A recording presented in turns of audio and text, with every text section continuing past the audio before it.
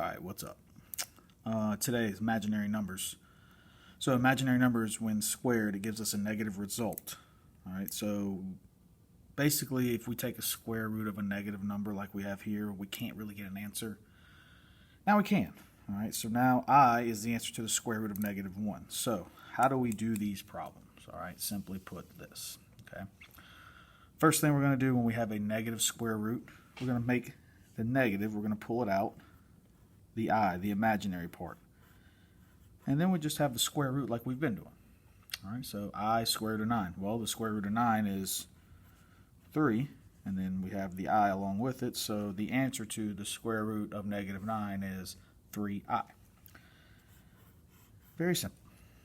Alright, so B here, square root negative 50. Well, first thing, I comes out, square root 50. So then, if we remember what we did last time with these, we can go to our calculator.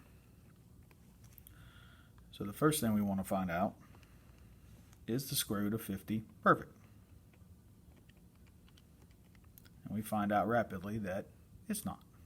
So we go to y equals, and we put in 50 divided by x squared, and we look at our table.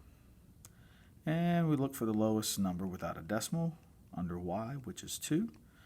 So 5 goes on the outside, 2 on the inside. So the answer to this one would be, and since I is on the outside, it stays with the 5. So 5I square root 2. And that's all we're really doing for these.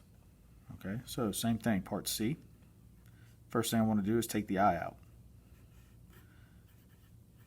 Then is 32 perfect? Square root 32.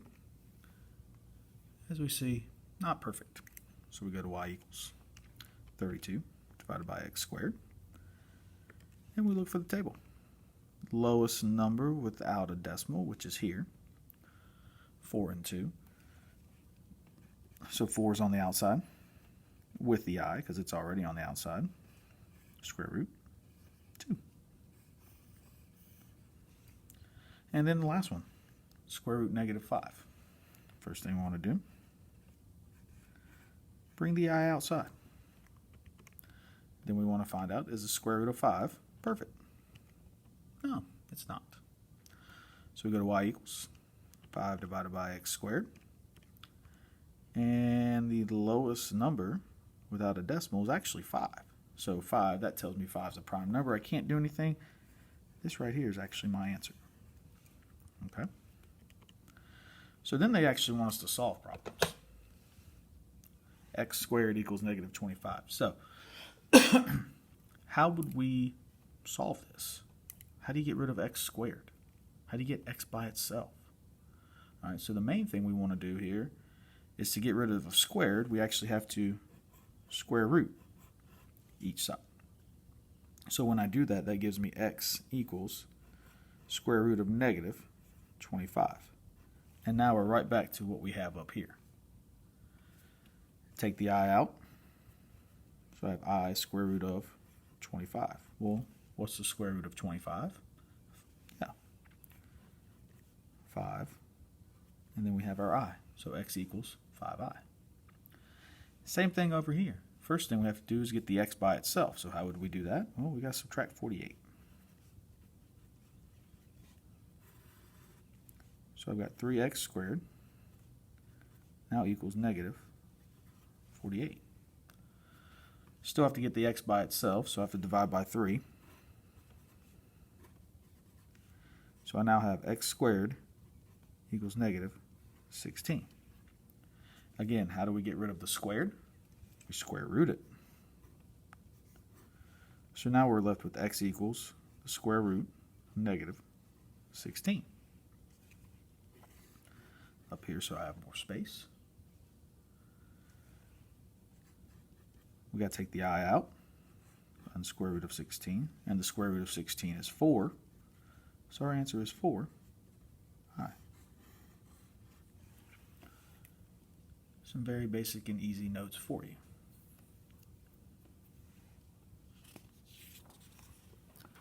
So now we want to talk about I. there's an interesting property of this. It's kind of a big circle. All right, it's a big, big circle.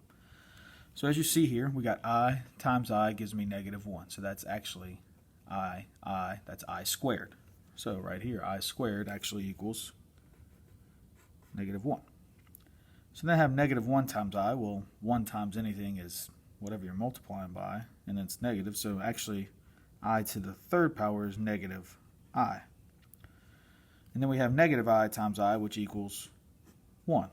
And then to go back to the beginning, we have 1 times I, which gives me just I. And as you see, this is a circle. So every time you do this, these are the only 4 possible answers you can get. So in other words, if I have I to some random power up here, do we really want to count 1, 2, 3, 4, 5, 6, 7, 8, 9, 10, 11, 12, yada, yada, yada, yada? Heck no, you don't want to do that. You want a simple and easy way. So the simple and easy way is this. You have 1, 2, 3, 4 possible answers. Take the power and divide it by 4. So when you do that, on your calculator, for instance, for the first one, 45 divided by 4, you're going to get an answer that has 0.25, 0.5, 0.75, or no decimal at all. All right, so here's what that means.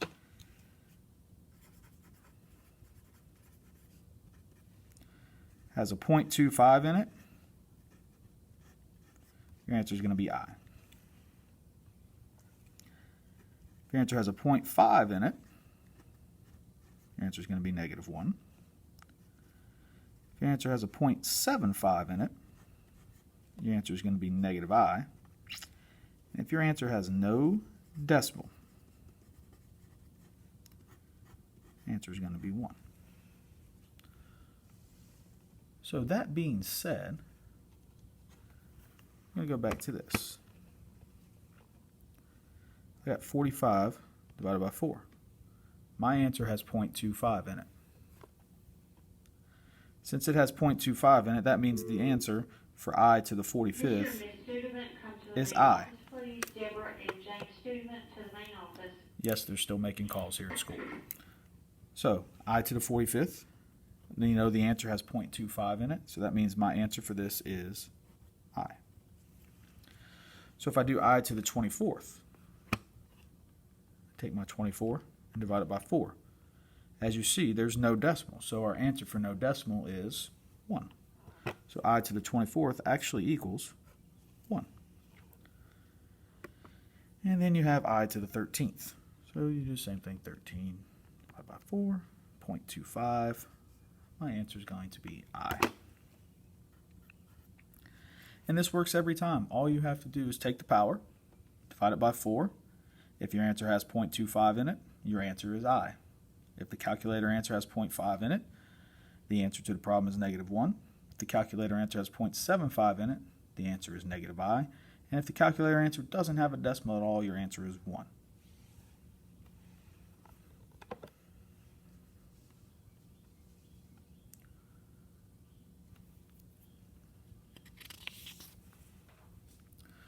So now moving on to complex problems. All right, complex is a combination of a real number and an imaginary number. Your real part always going to come first. Your imaginary part, I, is always going to come last. So here are your couple examples. You got 1 plus I, 39 plus 3I, 0.8 minus 2.2I, -2 minus pi I, so on and so forth. So as you see, a complex number, either part can be 0. So the real part and an imaginary part, and either part can be 0. So as you look at this, the complex number 3 plus 2i. The real part is 3. The imaginary part is 2i. Complex number 5. Well, the real part is 5. There's no I there.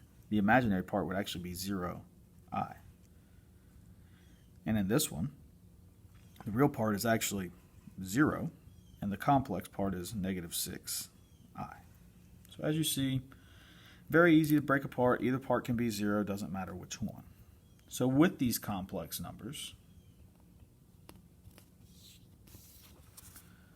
We can add them, subtract them, just like we would multiply them, divide them, just like we can with variables. So adding and subtracting them are really, really, really simple.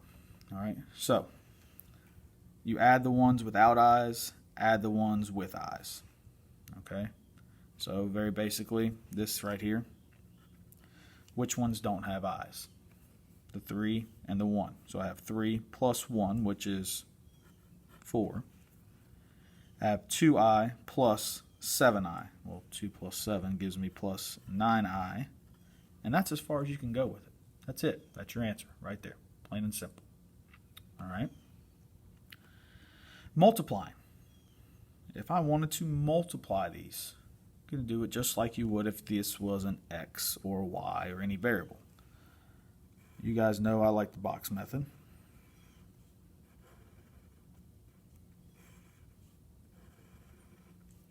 So I've got 3 plus 2i. I got 1 plus 7i. And again, you just got to see where they cross. Where they cross, you multiply them and put them in the box. So I got 3 times 1. That is 3. I got 3 times 7i, which is 21i. I got 2i times 1, which is 2i. And I got 2i times 7i, which is 14i squared. So what that gives me is 3 plus 21i plus 2i plus 14i squared. All right. I can combine these. They have like terms, so I now have 3 plus 23i plus 14i squared. And if you guys remember correctly from the very couple pages back, I squared actually equals -1. So with that said, this is actually 3 plus 23i plus 14 times a -1. Well, that means I have 3 plus 23i minus 14 now. Now I can combine these two. And 3 minus 14 is -11. So my answer would be -11 plus 23i. Now, I'm sure you're probably sitting there thinking, man, that's a lot of work. That can take a long time. Yeah, you're right. It can. And then you're probably like, Coach Dole, is there an easy way? Absolutely there is. All right, so if you've got one of these handy-dandy calculators, which some of you may not, hopefully you do. And if you don't, hopefully you have somebody around that does. If you look on this calculator right here at the decimal place, you can see this itty-bitty little yellow I. Yeah, that's exactly what you think it is. It is the I. All right, so what we would do, if you want to do this without doing it by hand, you type it in exactly how you see it. 3 plus 2i, close my parenthesis. 1 plus 7i, close my parenthesis. And then all I got to do is press enter. And as you see, we got -11 plus 23i. And my calculator here says -11 plus 23i, and I'm done. Can you do that with addition? Well, sure. We'll take the same problem from above. 3 plus 2i plus 1 plus 7i. And I'm pretty sure that's the same answer we got up here.